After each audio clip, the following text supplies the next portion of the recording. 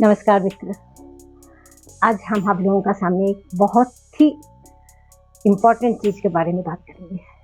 ये वीडियो जो हम बना रहे हैं ये ज़रूर पूरा देखिएगा।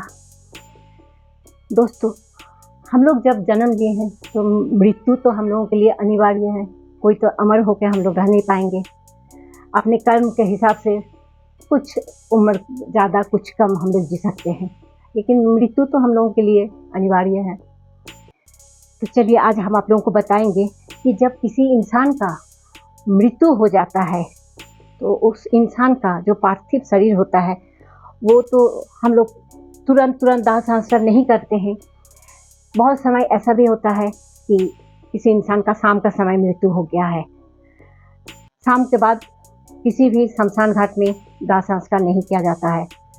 तो उस समय क्या होता है, जो पार्थिव शरीर होता है उसको हम लोग अपना घर में रखे हुए रहते हैं। उस टाइम हम लोगों को क्या करना चाहिए? अभी तो ऐसे भी बहुत सारा हॉस्पिटल हो गया है जहाँ पर मॉर्ग बना हुआ है, माने जहाँ ये पार्थिव शरीर रखने के लिए उसको ठंडा में रखा जाता है। उसके लिए हॉस्पिटल थोड़ा सा चार्ज लेता है, लेकिन रात भर के लिए उन लोग रख लेता है। 2-3 दिन के लिए भी उन लोग रखता है और उन लोगों के पास मॉर्ग में रखने से पार्थिव शरीर जो होता है वो ठंडा से बिल्कुल ठीक रहता है।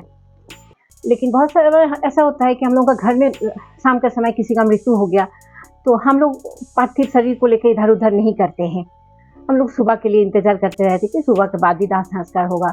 ऐसा भी बहुत समय होता है कि किसी का मृत्यु हो गया, उनका परिवार वाला या बेटा बेटी बाहर है, उन लोगों का आने का इंतज़ार किया जाता है। तो उस समय पार्थिव शरीर को हम लोगों को कैसे रखना चाहिए और क्या करना चाहिए? पार्थिव शरीर से जब आत्मा निकाल जाता है तो उसको कभी भी अकेले नहीं छोड़ना चाहिए। पार्थिव शरीर के पास किसी को न किसी को अवश्य रहना चाहिए, क्योंकि पार्थिव शरीर में तो कोई जान नहीं रहता है, उनका तो आत्मा निकल चुका है। तो उस टाइम बहुत सारा ऐसा नेगेटिव चीज़ होता है जो आके उसमें अटैक करने का कोशिश करता है।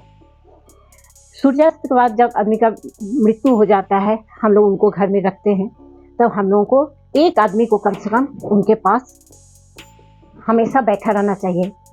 क्योंकि देखिए, पार्थिव शरीर में जान नहीं रहता है।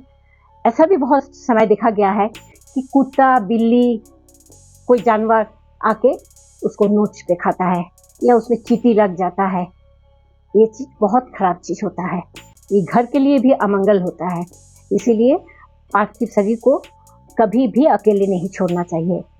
दूसरी बात है, जब आत्मा शरीर से निकल जाती है तो कई दुरात्मा जो होता है उसमें प्रवेश करने का कोशिश करता है। अगर आसपास कोई इंसान नहीं रहे तो उसमें प्रवेश कर जाता है। ऐसा होने से मृत व्यक्ति जो होते हैं ना, उनका आगे का यात्रा करने में, मृत्यु के बाद भी तो उनको आगे कहीं जाना होता है, आगे का यात्रा के लिए उनको बहुत दिक्कत होता है। एक बार गरुड़ जी ने विष्णु जी से पूछे थे कि प्रभु, जिनका पुत्र बाहर है, आने में समय लगेगा, माता या पिता का उनका देहांत हो गया, उस समय क्या किया जाए?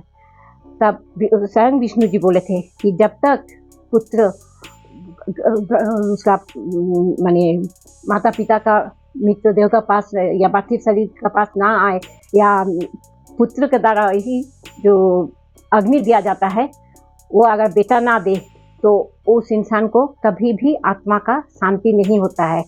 इसीलिए जब तक पुत्र नहीं आता है उनका अपेक्षा करना चाहिए कि जब तक पुत्र आके नहीं पहुँचे, पार्थिव शरीर को घर में ही रखना चाहिए। और पार्थिव शरीर को शमशान घाट ले जाने के बाद पुत्र अगर उनको आग नहीं देता है तो उस आत्मा को कभी शांति नहीं मिलता है और आगे का यात्रा में भी उनको बहुत दिक्कत होता है।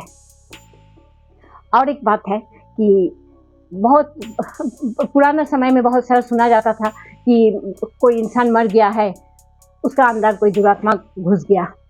ऐसा भी सुना जाता था, कहानी में हम लोग भी पढ़े हैं ये सब। उस समय क्या होता था कि वो इंसान घर छोड़ के जाने नहीं चाहता है, वो घर का किसी व्यक्ति का ऊपर कुप्रभाव डालता है। इससे घर में बहुत सारा प्रॉब्लम दिखाई देता है।